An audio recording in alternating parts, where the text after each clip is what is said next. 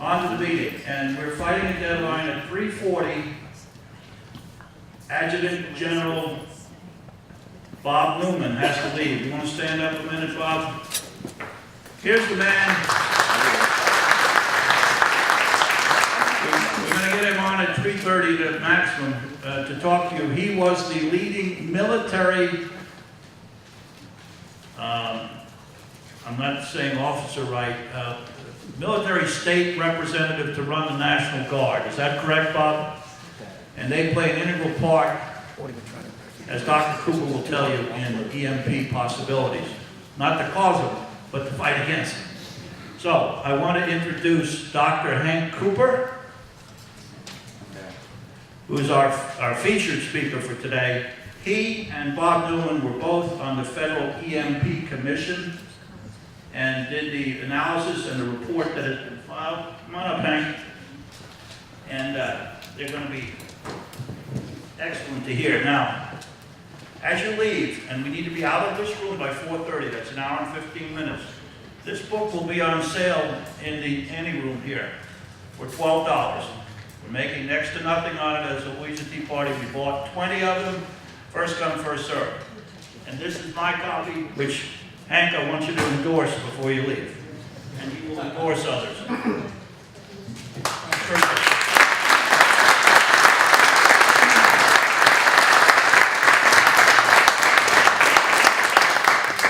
I'm pleased to be here. I understand one of you is Patrick Henry Tea Party. Where was this? Someone?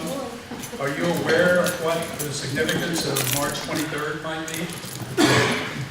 It is the day in 1775 when Patrick Henry made his Give Me Liberty or Give Me Death speech.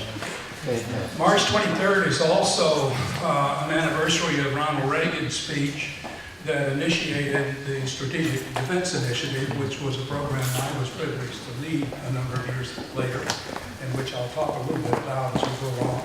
And I was also pleased to be his chief negotiator in our talks with the Soviets, and I can tell you that the SDI program was instrumental in bringing to an end the Cold War. There are several points I want to make today in my brief comments, and I want to make sure that Bob Newman has a chance to talk, and at the end, if there are things that need to spill over that I don't get to, we'll take it up in question and answers. First of all, I want to ask you, how many of you know what electromagnetic pulse is, EMP? That's good. Most of you do know. I was counting on that, so I won't discuss it in detail, but I will tell you why I believe it's a very important problem, and I have no doubt about that, and also that we know how to deal with it, even though the federal government is not. And Washington is broken on this issue, and that's why at least I'm spending a lot of my time, and Bob is as well, talking with people in local communities around the country to get them to deal with this issue from the bottom up. Maybe eventually, as someone says, you know, Washington will see the light when they feel the heat from below. But more than that, I'm an advocate for people at the local and state level taking initiative, real initiatives to deal with this issue, and the National Guard is key to accomplishing that, and I'll come back to that point in a moment. I want to talk specifically about the Aegis Missile Defense Program. You know what the Aegis system is? How many of you know that? These are missiles that are on board our Aegis cruisers and destroyers on ships around the world, now over 30, I believe it is, and we're going up to 35 in another couple of years, and we can build more if the powers that be see the reason to do this. And we also take the components of that system off of the ships and put them on an area on the ground about the size of a football field. This is the radar and the command and control system and the vertical launch system, which is an 8-pack of interceptors that can be put on the ground. And they call this Aegis Ashore. We're building them in Romania. We'll be there by next year, operational. And then Poland by 2018, and we have a site in Hawaii now. that is being tested in preparatory for taking them to Europe. I tell you that because you should understand this is an operational system. The issue is not to develop something. It is the capability we currently have, and the issue is to deploy it in places where it's needed. And I'm going to talk a little bit about that. First of all, why I believe EMP is so important. For the first 20 years of my professional career, I was involved in hardening our strategic systems. People know what our strategic systems are. Our Minuteman, the bombers, the strategic bombers, the submarine launched ballistic missiles at sea, the command and control systems that assured that the president could control these systems when they were needed, particularly if the Soviet Union were ever to strike us or to start a war in Europe, which would prompt us to engage the Soviet Union. In 1962, I was part of the Air Force Weapons Laboratory. I wasn't there at that time, actually, I came a little later. In 1962, there was an atmospheric test in the South Pacific called Starfish Prime, which actually created an electromagnetic pulse. It was up, as I recall, a couple hundred miles in altitude, some 900 miles away in Hawaii. It turned out the lights fried a few systems. That was the day when we were using vacuum tubes as the primary component of our electric systems. They were inherently harder than the solid-state physics components we have today. So if the solid-state components had existed in Hawaii at the time, it would have turned out everything on that island. We understood this was an important issue, and we spent a lot of money as a nation defending against the electromagnetic pulse and hardening these systems. But it was a major secret, because at the time it occurred, and in fact for a number of years after that, our systems were vulnerable to this kind of an attack. And furthermore, we understood that the Soviets understood this physics too. They had done tests, and they understood it. And we fully expected them to take advantage of it. If they were ever to attack us, the first wave would be high-altitude explosions over the United States that would shut down our ability to respond to the attack. So that was given priority, and it was made a top-secret matter. And it remained that way until the middle of the last decade, when a commission was formed. It's called the EMP Commission, set up by the Congress. Independent studies were done. First report out was only an executive summary, and everything remained highly secret. Within another 3 years, I guess it was, or 4, the folks on that commission were able to get much of the material declassified. So in 2008, anyway, it became fairly common knowledge across the country to those who would look. And in fact, some folks in the Congress sought to get this dealt with. 4 years ago, in the 3rd Congress back, there was a bill that passed the House of Representatives by voice vote without opposition, and it was stopped in the Senate by a single senator who used the privileges of the Senate that I'm sure you all understand and know. And so it was blocked from being passed. That would have required the federal power companies and so on to harden the electric grid to deal with this issue. Now, why is that important? Well, if you lose the electric power grid, you lose electricity that goes everywhere.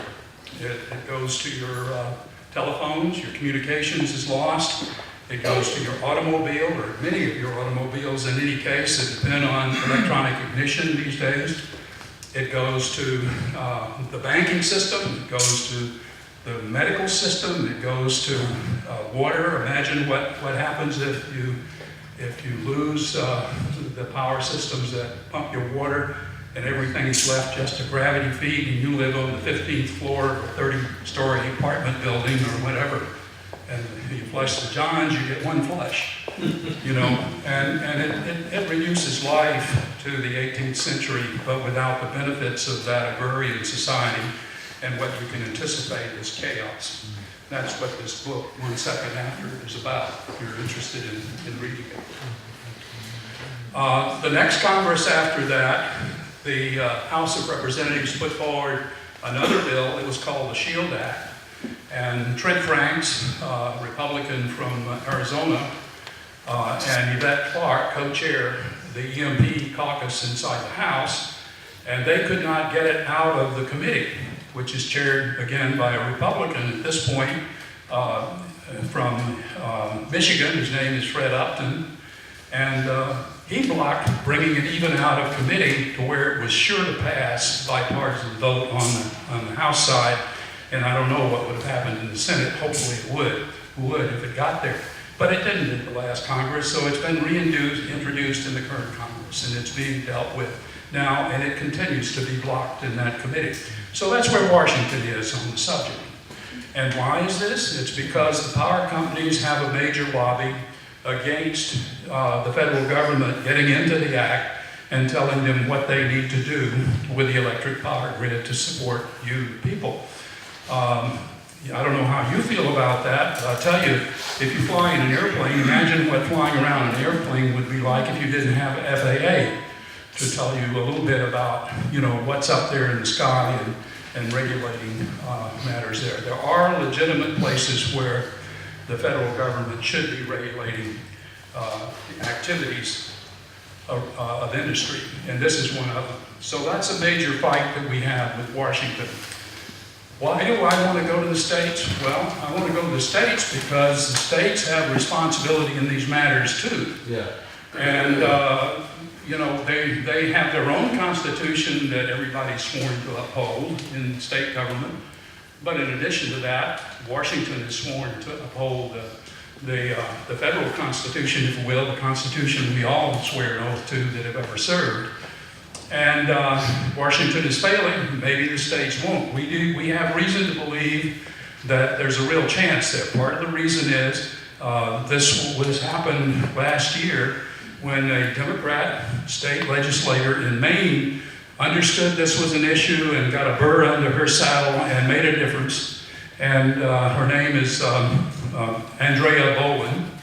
And within 6 months, she was able to get a law passed in the state there and into law requiring that studies be done to have the industry in Maine take EMP into account in the design of a major upgrade of their portion of the electric grid. They're spending something on the order of $1 billion in Maine improving the grid. So this is a target of opportunity. We're undergoing, many of us that are part of our group, undergoing continuing battle with the, I won't go into details because I don't have the time, but with the power lobbies, including in the state of Maine. You have a senator here in Virginia who also has gotten very interested in this, and he's going to be speaking to you in a little bit. This is Bryce Reeves, who's standing right back here. Bryce. And he was able to get through the Senate and then through the House, and I think without a single vote against it. And now the law of Virginia is to provide a report back that he'll be discussing with you by the first of the next legislative session. And this is not for a study to whether or not this is a problem. This is a study about what should we be doing about it. So there's reason to believe that the states are taking this seriously, and Bob Newman, who I'll be introducing in a moment, and I are traveling to lots of different places, and I wish Peter Pry were here. He's going to be moving to Spotsylvania very shortly and be with you. He's an activist in this field. And I was in North Carolina with him 2 weeks ago, last week in Florida. In a couple of weeks I'll be in New York City. And we're taking this message to the grassroots level, because that's where I think the action is going to have to be. I believe the National Guard is critical in working these problems. They are made up, as you know, of policemen, firemen, Joe Sixpack, I like to call him Joanne Sixpack in today's world, I suppose. And so they're your neighbors and your friends. What you may not know is that the Guard mans our ballistic missile defense sites in Alaska and in California. They are part of the militia. That was the original idea. You know, the Constitution set up a Navy, but not an Army. Gave the the power to raise armies. We had our fill of the British at the time, and the militia belonged to the states. And the National Guard is the residue of that. Bob Newman, who I'm going to bring up in just a moment, will talk with you about this because he doesn't have much time, and I'll come back in the question and answer period to address it a bit further. But I've gotten the folks in South Carolina, and I'll explain why in a little bit, in the Adjutant General's office there, to put on their schedule a major National Guard exercise in 2015. We're going to be beginning within the next month or so, tabletop exercises to get people to understand what the issues are, where the weaknesses in the grid down there. And by the way, South Carolina has 4 reactors, power reactors for the electric power, and they're talking about building 2 more. You can imagine what it would be like if most of the nuclear reactors in this country, which by the way are along the eastern seaboard, had the events that happened in the Fukushima earthquake, tsunami, and when they lost the power to the water, and so they couldn't cool down the reactors, and radiation released all over. Take a look at what wind patterns do to you. So we're going to be addressing that in South Carolina. Our intention is to work with folks in our neighboring states all the way up to and including Virginia, which is my segue into bringing Bob Newman up because he's the former Adjutant General of the state of Virginia. He also, in a prior job, had responsibility to the governor for the emergency managers around Virginia. And he's going to tell you a little bit about a meeting he had last week with emergency managers from within Virginia. So I believe there's hope for dealing with this issue, and we need the support of the grassroots. And I'll turn it over to Bob at the moment, and then after him, I'm going to ask that we have questions for him, address them now, and then I'll come back for Bryce Reeves to come up. And I'll take questions later.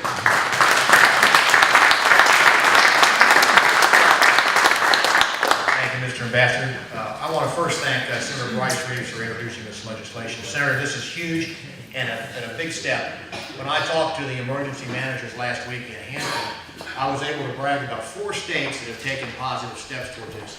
The ambassador spoke about Maine, Oklahoma's on the agenda, and Texas, and Virginia is leading the pack of all of these now, thanks to Bryce Reeves. So thank you, Senator, for that effort.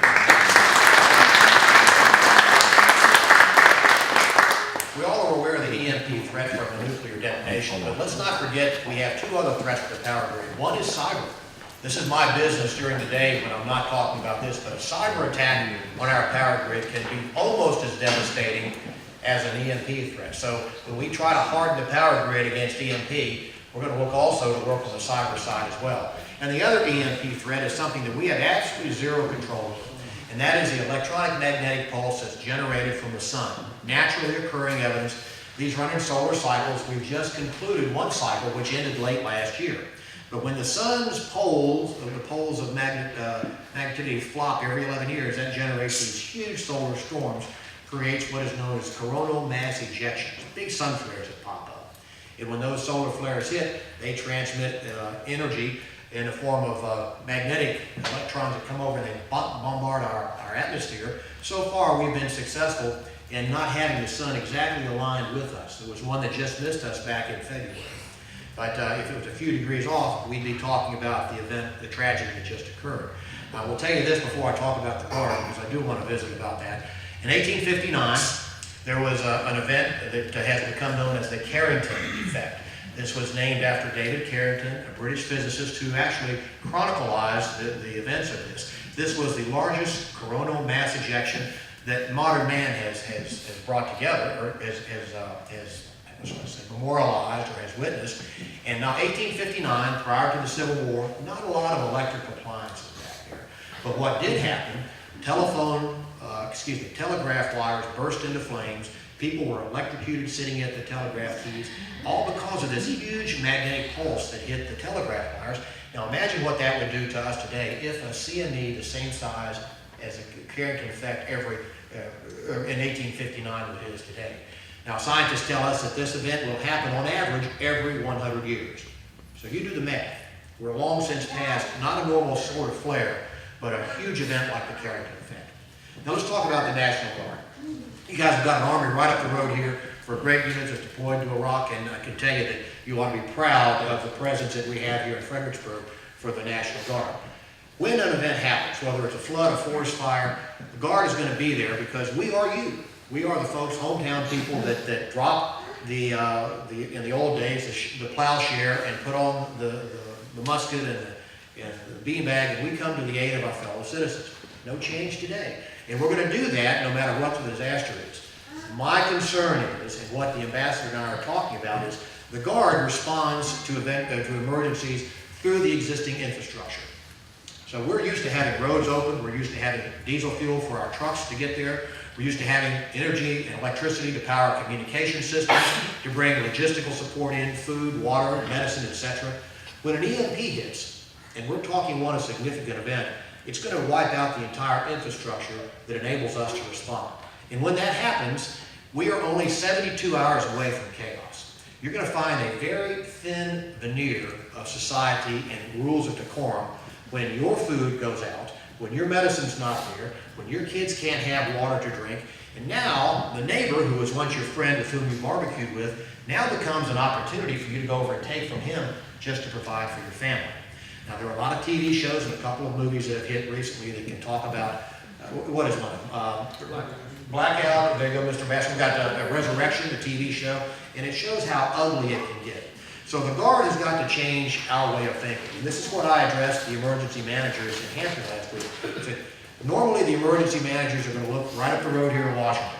FEMA's going to come down and they will give us a blank check to make sure that all of us in Fredericksburg or Spotsylvania or Richmond, that we have everything we need to continue on. That's not going to happen.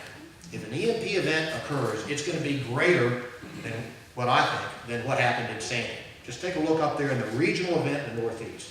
It's going to be greater than the event that happened in Katrina, where we had 3 states severely impacted.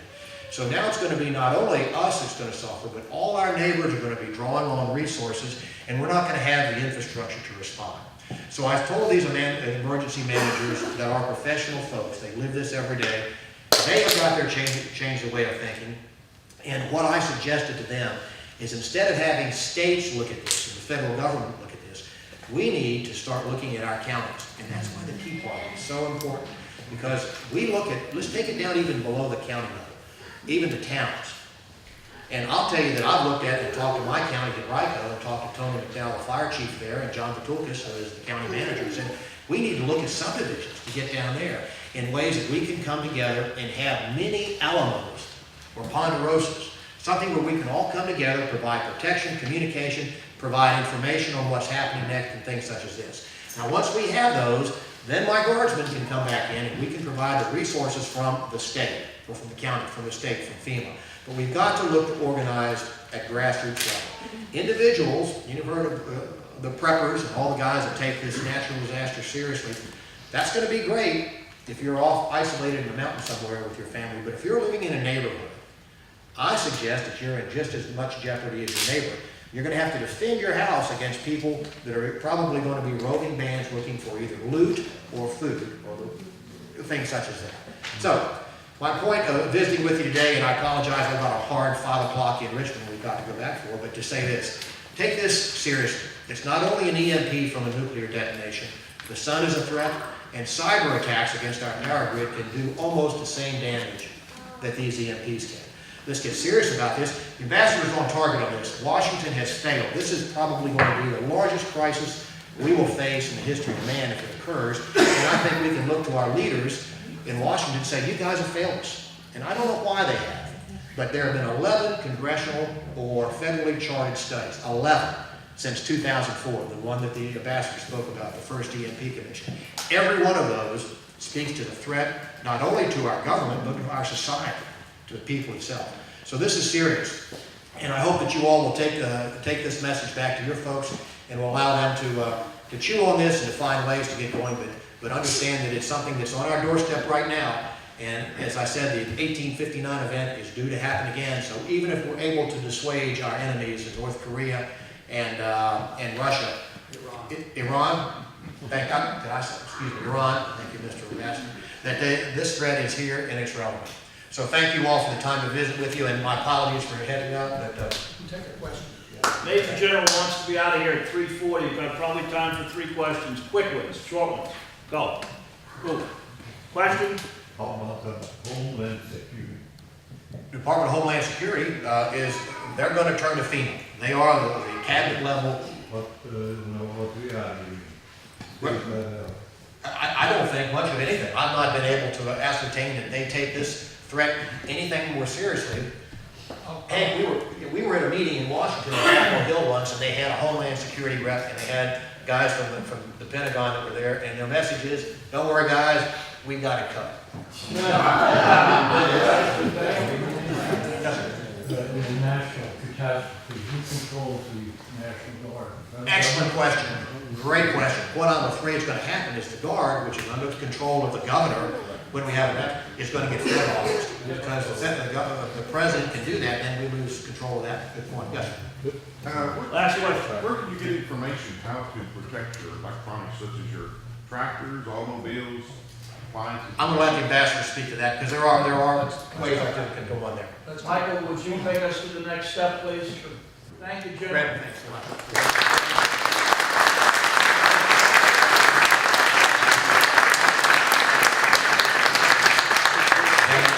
Let me say to all of you how much we welcome and thank you for your good questions. We have in our General Assembly representing Spotsylvania County and all of the 17th district, a man who stands for faith, family, freedom, our constitutional core principles in Senator Bryce Reeves. He has, as you know, proposed a resolution asking the Joint Commission on Technology and Science to study the magnitude of threats to Virginia on electromagnetic and geomagnetic disturbances. And so it's my pleasure to welcome with me, if you would, Senator Reeves to bring us an update at this time.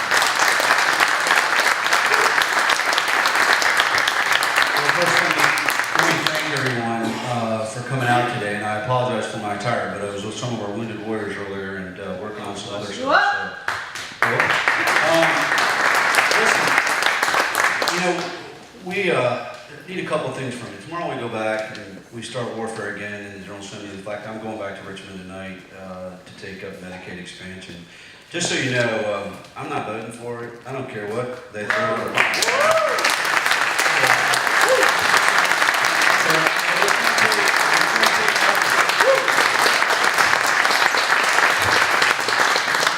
In all seriousness, I can tell you, I've received thousands of emails from MoveOn.org, all the leftist liberal organizations out there trying to make the case to expand Medicaid.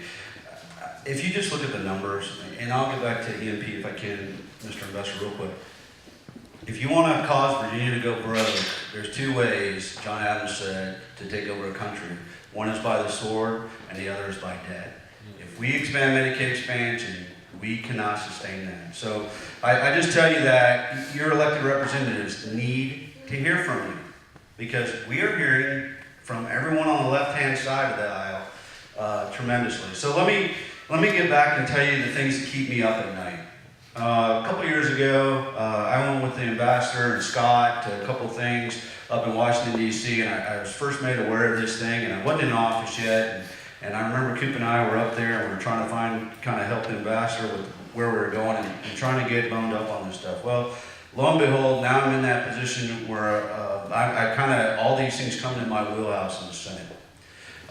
One of the things I worked on this year, and General Newman visited with me during this session, but I carried a bill that revamped our Secretary of Public Safety and our Secretary of Homeland Security to help position Virginia in these kind of situations. The bill that I'm talking about specifically is 381. One of the things it does, you guys can go look at it, but it ensures consistent with the National Incident Management System that the Commonwealth implements a continuous cycle of planning. You know, I used to go home and I sleep at night thinking, yeah, we're squared away and we're good to go. I've spent the last year of my life going to 19 military installations as part of this Commission on Military Installations and Defense Activities. So I know where we are as a Commonwealth. The one thing we cannot do right now is our Guard can't communicate with our police. When they get deployed in a natural disaster, they have to borrow radios right now. So there are a lot of things that are broken.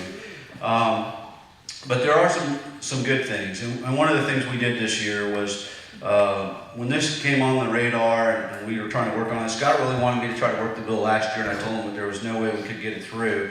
But I knew I had an opportunity this year. We got the bill through. What we're going to do is we have a resolution, and EMP is just one section of an overall plan that Delegate Lingenfelter's worked with me on. So I have a representative from the House and myself, and we're actually carving back into our Commonwealth preparedness. The Virginia Department of Emergency Management we've totally revamped that. So what we're trying to do is work into these issues. EMP is just one into the grid itself. How do we protect that? Some of you may not know, in April of last year, there was an assault in California on some of our, I see a lot of heads nodding. Okay. It's called the Metcalf attack. And literally, there were snipers that took out a bunch of transformers. So the way that we're making our transformers now is different from when we used to make them. So they are ballistic, and there are a lot of things that are part of our security that I can't disclose to you, but we are working towards trying to protect those things. So this study is going to give us a 30,000-foot view of where we are. It's one thing to put a bill in, but if it doesn't do any good, we don't know what we have and where we have it. So that's what my bill does. It's going to request that. I talked to the JCOTS folks last week. EMP is just a fraction of it. I know it talks about that resolution, but it's going to go a lot deeper than that. How do we get 4 million people out of Washington, D.C. that have been exposed to biochemical across when 95 is a parking lot? What are our air assets? What are our rail assets? All these big issues. If you can think of an operational plan for invading Iraq, that's the planning that we don't have that some of the legislation I've put forward is causing these folks to do. And I will tell you, our National Guard, our TAG right now, General Long, has done a phenomenal job at getting our Guard ready for these types of situations, and he's been advocating for those things. We've put in some budget line items. If I'm asked to spend some of our money, you better believe I'm going to get a return on investment on it. So that's what we're doing. So with that, I'm going to turn it back over, I guess, to Ambassador Cooper, and then if you all have questions for me on any topic, but getting back to EMPs or what we're doing with Commonwealth Security, I'd be happy to do that. So, sir, you want to come up? Are you moderating? No, but I need to do my. Okay. Thank you. Thank you, Senator. Hey, it is an honor to be here with Senator Reeves, my father, Hank Cooper, and we've invited and the Major General that was here a little bit ago. We have one other speaker, and then we're going to do a panel discussion where everyone will be allowed to ask questions. So to wrap it up, it's going to be Pam Holloway from Go Farm University to talk briefly about sustainable agriculture and kind of put a wrap on this. So, and then we'll have a panel discussion. Thank you, Scott. It's an honor to be here with you. I am now living in Idaho on 1,200 acres, and we're working a sustainable agriculture project there. We lived here just 6 months ago in Spotsylvania and actually started Go Farm U and the ag project there, ran out of room, had to move on and get to a much bigger property. My job is to do cleanup batter, and which is where you take everyone that was here before you, sum it all up, and give you the bottom line. So here's the bottom line. You heard about the ambassador talk about an agrarian society. What we think of as an agrarian society today and what existed as an agrarian society back in the 1800s are two very different things. Even if we move to be much more what we think agrarian looking today, it is not going to be the same as what it was back then. We've lost a lot of the assets, resources, and know-how. I cannot stress this enough. We've lost the assets, the resources, and the know-how. What can we do about that? You heard about the former Engineer General, Bob Newman, talk about the fact that we need to get down to community level. And that's the challenge I have for each one of you sitting in this room.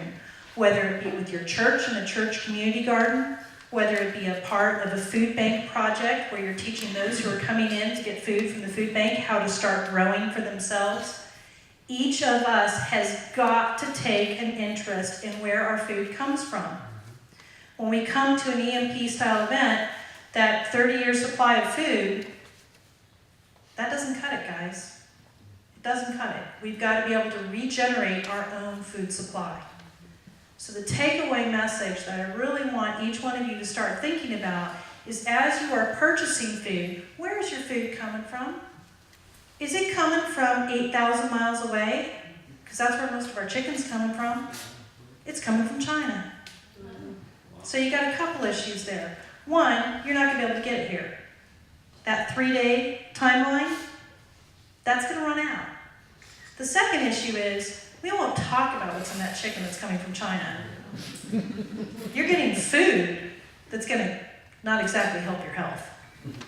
And that's another thing that we're really taking for granted. The third part of this is, if we start buying from local suppliers, what happens to our local economy? It grows. We've got to start circulating our dollar locally and regionally. And those are the things that each of us really needs to start taking personal responsibility for. What can I do in my community to help my local farmer succeed? The cost of the product is higher. Why is that? One, they don't have the benefit of mass numbers and mass production to be able to cut down and do it in product number.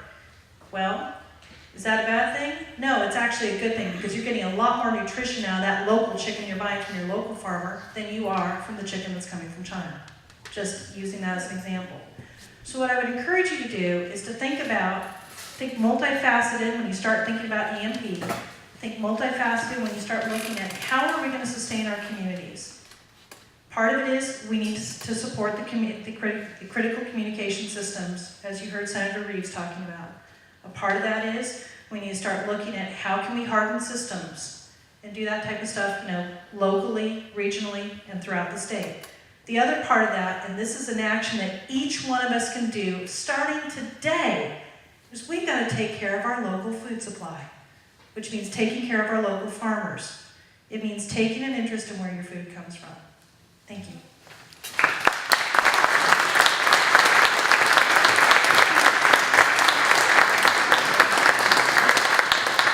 Okay, are we gonna open it up for questions for any? As Scott said, a round table. All the speakers that could stay are here. I'd like to put in the one thing that I always think about with EMP, and Hank, correct me if I'm off base. If they spot a nuclear explosion over the Midwest and do it the way it can be done, I understand it will knock out 85% or more of our electric grid, and within 1 year, 80% of our US population will be dead. Why? Run out of food, run out of medication, kill themselves because they can't stand it, living like a colonist. Lots of reasons, but 80% of our country dead, and our legislator, not in the state, but in the federal, who can't get off their duff and do something about it. We need these people to help us work forward. Now, my Louisa, Virginia Tea Party has made an early resolution, subject to hearing what is going on here today, that we're going to put our efforts behind preparing for EMP. And Bryce, I will want us to be able to communicate with you, support you, and do what you feel we can do as a Tea Party. And I hope all the other Tea Parties will join to get this done. So, I'm going to put the mic over to the table, and we're going to give you till, we have to be out of here at 4:30. So, Michael, you cut it off when. Yeah, let me say, if you didn't have the opportunity when you went to Eventbrite to see the brief video presentation that Ambassador Cooper and the group did in South Carolina, I highly recommend that. I've asked Ambassador Cooper to speak to one issue, and that is the launch capabilities of those who would bring an EMP threat to start the conversation. Now I'm going to stand up so I can see this whole at it. The threat can come one of several ways from an EMP attack. The one most people think about is using an ICBM, because that's what we planned for originally and worried about, and the attack was to come from Russia, after then China, and from other places. The reason I mention it first is because we designed the defenses we have, including the warning systems, to deal with that threat. So, for example, we look north, over the North Pole, because that's the way the attack would come, from Russia, from China. Even now, when we think about North Korea or Iran as a threat, that's where the defenses are arrayed to look at them coming that way. When you build a rocket that can deliver a missile 5,000 miles, which is an ICBM type range, that missile can also put up a satellite. And a satellite can take the nuclear weapon over the South Pole and come at us through the back door, if you will. And we've arrayed our defenses all to address the northern attack zone. That's where we are today. Iran and North Korea have both tested satellites that could carry nuclear weapons, and they test them to the south. They fire to the south. They come over the South Pole. Our warning systems are not likely to see them in time to deal with them if we had defenses that could deal with them. Our defenses up in Alaska and in California are too far away to deal with them in the first pass. In the second pass or later on in the orbit, they might be able to. But we're completely vulnerable to that. And that's a threat that can go from one side of the Earth to the other in something like 45 minutes. 90 minutes is roughly what a low Earth orbit takes to go all the way around. A missile launched out of Russia was like 20 minutes. You put the missile on a ship off of our coast and you're dealing with 5 minutes, 10 minutes, or something like that to get one high over the United States. We don't have a very effective defense today against missiles that are launched off of our coast. The Aegis system that I mentioned to you, if they happen to be in the right place and we have crews that are trained to deal with it, they could shoot them down. And on an average day, in 2 years ago, 2012, which is when I have the data for, there were between 4 and 6 Aegis ships along the eastern seaboard are in port. If the true crews are trained and ready to deal with it, they could deal with that threat. I'm not sure they are. In fact, I'm pretty sure they aren't. But they don't go in the Gulf of Mexico. And again, vessels on board a tramp steamer or on board one of the cargo ships that go to some of the ports in the Gulf could carry missiles that can be launched this way. Russia sells such a missile. So these are not hypotheticals in the sense that they're not technically possible. It's an issue of whether the bad guys choose to do it, and we're totally defenseless from them. I want to put some of those Aegis ashore sites at military bases around the Gulf of Mexico, and I've already been now to folks in Mississippi and in Florida, and I want to go to Texas as well. So there are things that we can deal with this threat if we're prepared and we take the initiative to do so. And Washington is really the only source that can deal effectively with that. I can't imagine the folks in Virginia putting up the money to put an Aegis ashore site or to exploit the folks in Norfolk, but I can tell you that practically all the time in Norfolk you've got a cruiser or a destroyer there that has this capability on board. I was on one a couple of years ago and I said, what would you do to the captain if you saw a missile and you were operational? He said, I'd shoot it down. I said, right answer. Don't wait for Washington or someone to give you advice to do this, which is the normal mode. People think you have to say, Mother, may I, to Washington. If you wait, it's too late. It's gone. So we have to begin to take this threat seriously. I've talked with Admiral Searing, who's the current director of the Missile Defense Agency, a post I held 20 years ago. And I think that we have people who are prepared to deal with this issue if they're higher ups, the powers that be, if you will, in the executive branch and in the Congress, would simply demand that they do so. Quickly, 2 things I forgot. Remember, this book is for sale in the lobby. And more important, there's a copper over there by Jack. See him raising his hand over there on the right side?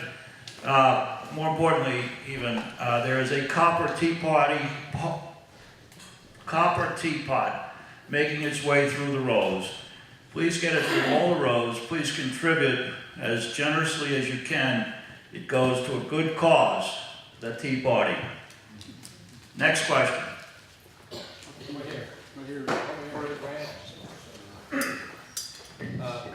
Mary? I was curious, when I believe if the general was speaking, he said he was working in Henrico so that there would be communications at a local level. How would he communicate? Okay. Pony Express? Let's take that on local communications. Right now, if an EMP hit, they would have to communicate by runner. We laugh, but that's it. We're still on the 800 megahertz radio system for a lot of our first responders, but you still have to coordinate runners and command talks and those sorts of things. So there is some detailed planning with regard to that. Antropine injections, where are those sites held up if we had a biological attack and those sorts of things, Mary. So do you have a follow-up to that question? Yes, sir. What if they had components of communications equipment? Would they be ruined at the component level, or would they have to be assembled to be ruined by the EMP? The military does have capabilities that have radio systems that can be utilized in an EMP threat. But our civilian counterparts don't have that. So there would have to be a matriculation of a cross-sharing of those systems at that point. So the what if, we're trying to cover as many of those as possible, especially with what I've been involved in. And so there is that in progress. We just don't have all those systems yet. Thank you, Joe. Let me also say, for those that are visiting today, there is a free book. It was provided by the Leadership Institute. I'm going to make a disclaimer. I don't know what's in it, but I grabbed it because if it came from the Leadership Institute, it's good. And it's entitled A Little Blue Book, How to Speak Democratic. So I think you'll find that very interesting reading. Yes, you will. You have your copy right there for that.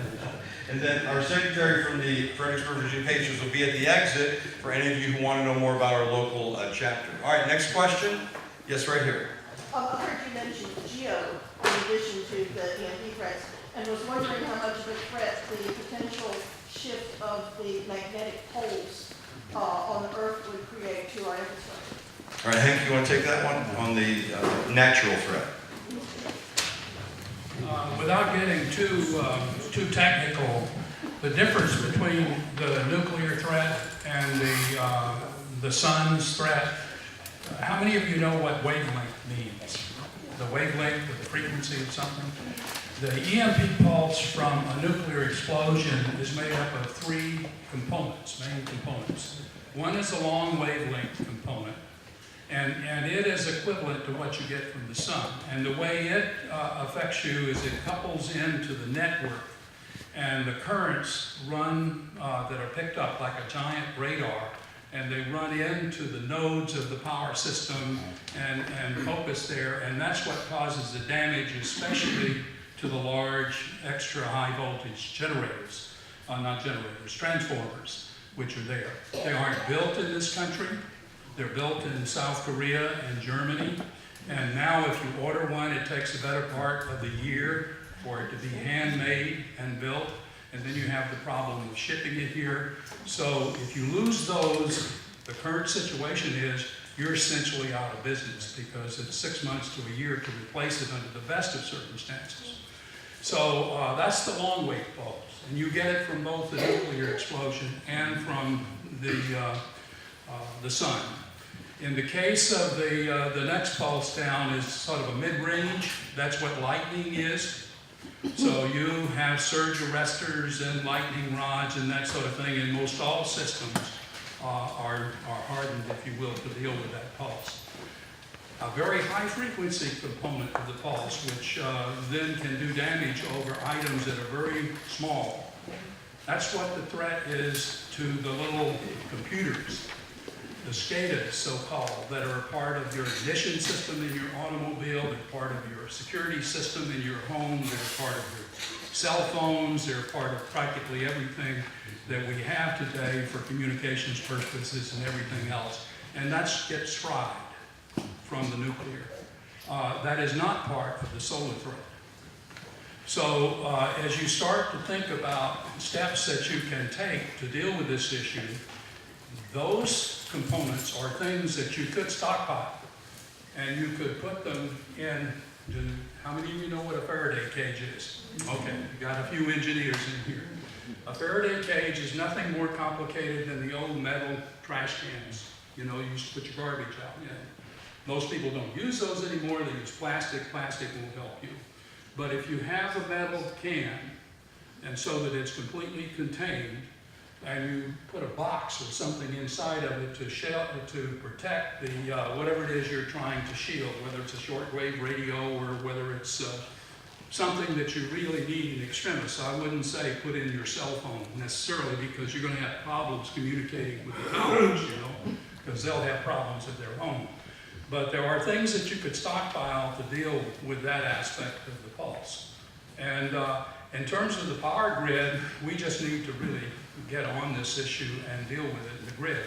And to back up one of Bryce's comments about the physical attack, you may have read the Wall Street Journal article, I believe it was last week or 2 weeks ago, that pointed out a study that there are 9 power plants in the United States. If they were attacked in the same fashion as the one in San Jose, it would take down the entire grid. So a physical attack can create this problem as well. And I might say to you that a smart Iranian or North Korean, a guy with a electrical engineering degree from a competent university, can figure this out from open literature and whatever else that describes the power grid in this country. So that's not a big secret. Everybody wants to sweep everything under the rug of security and say, you know, we can't talk about that. And that's one of the problems. John Wellinghoff, who was the director, whatever it was, the chief commissioner of something called the FERC, the Federal Electric something commission, regulatory commission, I guess it is, which is a toothless organization that has responsibility and no authority. He resigned, I think, so that he could go outside and talk about these issues. And it was 10 months after this event in San Jose that the article was carried. I don't remember whether it was in the New York Times or the Los Angeles Times or wherever, bringing that particular event to light, and it went viral. Judge Janine had a special on it, if you watch those sorts of things on national television, and she spun up on this issue and is taking this issue out. People will try to sweep these matters under the rug, including the power companies.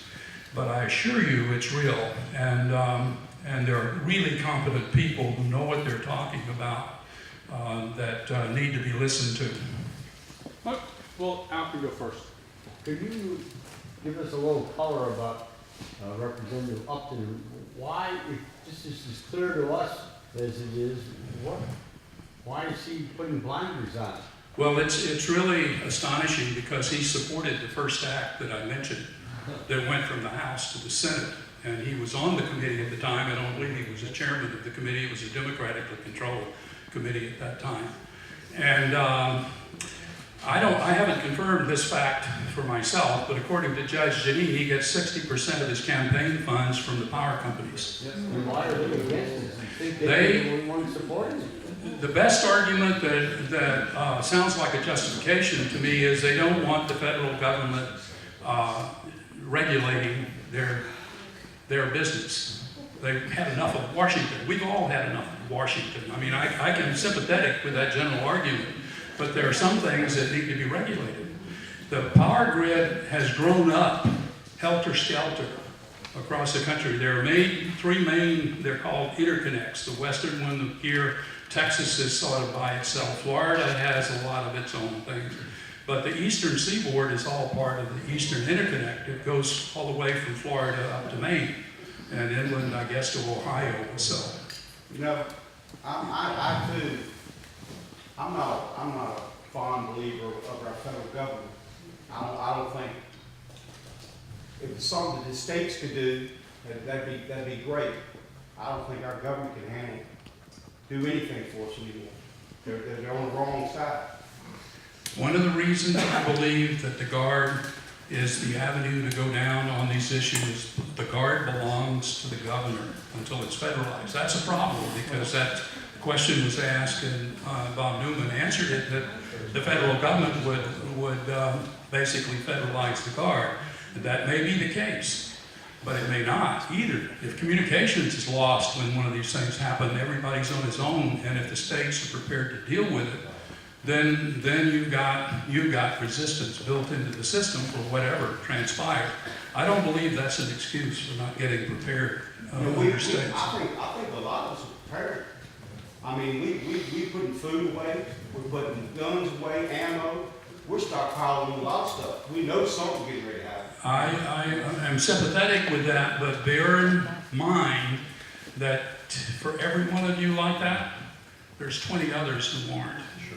And that's the problem. Just to add on to the issue of federalizing and the issues of federalizing, the same things that are happening with federalizing the National Guard is also what's happening to your food supply. Okay, there's an entire structure put in place. My husband actually worked on the structure that talks about the fact that when we do hit emergency situations, there is immediate lockdowns into controlling and centralizing food. Okay? So they'll come take our food. They will. They will take what food is available and they will choose where the distribution of that food goes. Stockpiling 30-year food supply, yeah, okay, that's one approach. But I'm going to go back to the fact that that's not a long-term solution, because the reality of it is, while that 30-year food supply will keep you existing at a minimal level, you're going to start having so many health issues from the lack of nutrition in that food. We are having issues today with the level of chemicals and toxins that are in our food, and it is most concentrated in those 30-year food supply food type items. So if you want to keep healthy throughout the length and the duration of what happens in an incident like this one, you better have a way to regenerate your food. Again, it goes back to communities working together. We need to get back to that mentality where churches had community gardens. Communities worked together to localize their food supply. Question for Hank. Okay. And we've got one at the back here. Fred? We'll all want to get around if an EMP hits, and if we don't have a horse and wagon, what cars are going to run, Hank? Old ones. 65 Chevy. Keep going. Well, my dad used to say you can keep a Model 8 running with baling wire. I don't think anybody uses baling wire anymore, though. So they're all rolled up in these big bales. I'm not certain, but the late 60s, early 70s is when they started transitioning to the electronic ignition systems. That's where the problem lies. Is when the solid state stuff started going into the engines. That's a question? Yeah, I think your hand was up first. Particular issues regarding a nuclear power plant from EMP, would that be a plus or a minus for those in the local area around it? In my mind, there's a good news, bad news thing about the nuclear power plants. Which do you want first? I like it all.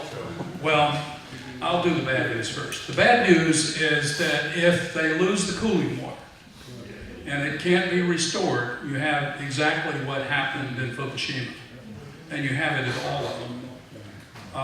The good news is that probably the most competent engineers and so on in the power grid system are associated with the nuclear power plants. And the Nuclear Regulatory Commission is an honest-to-God regulatory commission. It consults and that sort of thing with the Department of Energy, who's failing at dealing with these issues, frankly. But and I'll say more about that. But the Nuclear Regulatory Commission actually, I believe, is a group of competent people who, if they want to, can make that portion of the grid viable.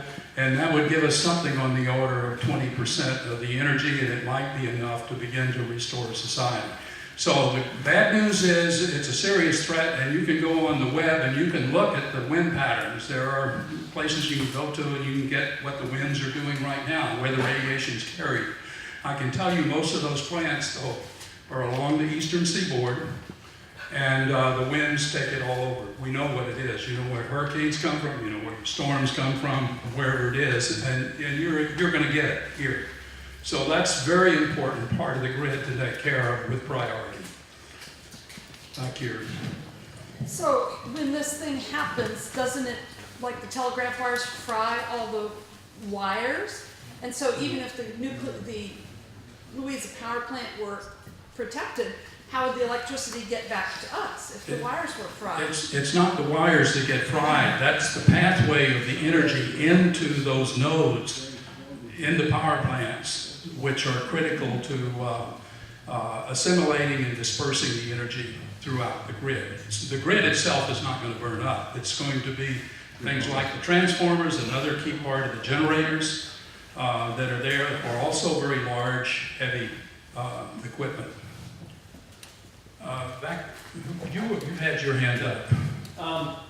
For the lady panelists there, when something like this happens, you were talking about not having nutrition in the stored up 30-year foods, but they're going to come and take your stuff. If you have a community garden, you're going to be a community gardener for the government, because the federal government's going to take it, Homeland Security, FEMA, they're going to come in and say, okay, you're now working for me. If they don't make it, the McCullough is going to send his guys and say, now you're working for me. So I'm not sure if the questions for me are really more for Senator Reeves, because what you're talking about is you're talking a matter of command and control, and we're talking about at what point in the command and control and government systems chains do we get to a local government level of control versus state government level control. If you have a garden big enough that's supplying food to a local area, let's say your community, and let's say, like Reeves and I, we live in Fawn Lake. Right. We have our own, Right. and we're supplying food to our community. Right. That's a pretty big operation. Mhm. Uncle Sam's gonna go, hey, I like what you guys are doing. You're working for me. That is a possibility, but I'm going to tell you right now, you at least have the opportunity to build community. And by building community, you start by building it around your food support and your food supply. You build community and community communications and everything else. It also means that you build the common defense of that community. And you and I both know what that means. I'm assuming you have a military background as well. Now, I don't advocate violence. I don't advocate any of that. But I do advocate that communities come together and figure out how to stick together, because the reality of it is, alone you will surely hang. You've got to come together as communities, whether that be Fawn Lake as a community, whether that be the state of Virginia as a community. You've got to come together as communities. Time and time again, if you've seen a disaster, and for those of you who've read 1 Second After, who made it? It was the small community that came together. Phil Stoll, where are you? Come up here. This is a good friend of mine. I want him to tell you about his experience. This retired General Phil Stoll, who's one of the leading civil engineers in the Air Force, responsible for all of the civil engineering aspects of Transcom in an earlier life. He lives in the Nexa. He came up just to hear me blab, I think, and the rest of us. But I want him to tell you what he's doing in his community, because I think it's pertinent to you. Yeah, we've got a small community of probably 265 residential units. We're in a peninsula, protected 3 sides by water, 1 road in, 1 road out, 1 across the railroad track. And so we got together about a year ago and said, we need to come up with a plan. We need a plan. If you've been in the military, you have to have a plan. So we said, okay, let's do that. We got a few folks together. First thing we did was said, we got to divide up. We have to assume, of course, I'm also in EMP, said we got to figure out we got no communications. So we first divided up the entire community into 28 blocks. That's not a normal block system, so we had to make our own blocks. And then we made 7 sectors within those blocks, feeling that if we had communication, it was all going to be by running. Hand to mouth, okay? So we came up then with communication systems using walkie-talkies within the blocks, using marine radios within the sectors, etc. And then we looked at 10 different scenarios we wanted to start with. Some of those are very easy, and you have to work generally. You just can't go through, hey, we're going to work EMP, get everybody nervous, and they start getting scared to even come to the meetings. So you start off with, okay, what are we going to do with snow and ice removal? Because we have a couple of very big hills. We come up with a very good plan. We have used that this year very successfully 3 times. Okay? We came up with, what do we do with the hurricanes? What do we do when trees are down? We now have 4 large tree down removal trains. Not, we don't bring down the trees, but if they're down on roads, everything else. During one of the hurricanes 10 years ago, we had 45 trees down from the beginning of our place down to the center. I mean, it was like, unorganized, but it was like the killer bees with chainsaws. Now, we do have an advantage where we live. You have to have several things to live in our area. You have to have 3 of 5 things. Pickup truck, chainsaw, all hunting licensed, all fishing licensed, and a bass boat. So if you don't have 3 of those 5, you just can't live in our area. So we have a lot of resources. The next thing we did, we said, okay, now we looked at 10 different scenarios, came up with plans for those. What kind of resources do we have? So we put out a little, each block captain, kind of questionnaire, kind of talked everything from carpentry to electrician to you name it, to aquaponic gardening, all those kind of things. And we got now a spreadsheet with all the resources that we needed. So if all of a sudden something happens and we know what resources are there, we can just sort that spreadsheet and know who to go to. You won't have any power to sort it. It's all, we got paper copies. It's already sorted by paper copies. Anyway, one of the deal was, and we were, by 1 year from the time we started this, we wanted to have a hard copy document in everybody, in every house in the community, whether they want to participate or not. And the reason we wanted to force that is we wanted everybody to know that we had a plan. Because one of the things we don't want to have is chaos. And chaos is started, as we've heard it before, when you don't trust your neighbor. So our deal was we want trust within that neighborhood. Now, if we ever get the same success, and it looks like this document is right now at 55 pages, and it'll be published here in the next, we got several people reviewing it, and we'll publish it in the next 30 days. Our next section to this thing now is to go to more like the EMP. How do you sustain yourself over a long period of time, a year or more without other support? That's the problem we're talking about here. We haven't done that part yet. That's the next division. Thank you very much. I'm going to ask Senator Reeves to come and wrap us up because we want to respect your time and also give you opportunity to mingle and collaborate and have some coalition and then come and greet our speakers. Senator Reeves, thank you. Thank you. And one of the books that Cooper put me onto early was Guilty Knowledge by Frank Gaffney, part of the Center for Security Policy. What the U.S. government knows about vulnerability of the electric grid but refuses to fix it. And it's a pretty comprehensive book. And I've taken lots of notes, and that's kind of where I got some of the language to draft up where we are today. If you've never even heard of this issue, I'm sure you're sitting there going, oh my gosh, the end days are coming. There are good people working very, very hard that understand our vulnerabilities in our General Assembly, and we get it. And it's kind of like moving a battleship. It's going to take a little bit of time, but we are aware of the situation that we're facing, and we are working diligently to do that. Pastor Mike said, well, tell them what they can do for you. Right now, I don't need a lot of help. I'm kind of working the issue. I'm trying to keep partisan politics off this issue so I can get it through and get the information I need to make sure that we're going to be able to protect the Commonwealth now and into the future. At some point when the study is all done and the chickens come home to roost, we'll probably have some legislation I'll need some help with. And I will call on you when I need that. But in the meantime, I would just tell you, we have a lot of other issues that we're facing in the Commonwealth. Like I told you when I first started, the first one starts tomorrow morning at 9 when the governor briefs his new budget and Medicaid expansion. So EMPs, Medicaid expansion, all these things we're dealing with at one time. And your prayers, your support, your encouraging letters, and beat my colleagues that want to vote the wrong way, please go beat them up for me, because I can only do so much of that. So with that, I want to thank everybody for coming out today. I'll hang around for a little bit longer. I think we've got like 5 minutes left. We can wrap up. So thank you all so much. Thank you all for coming.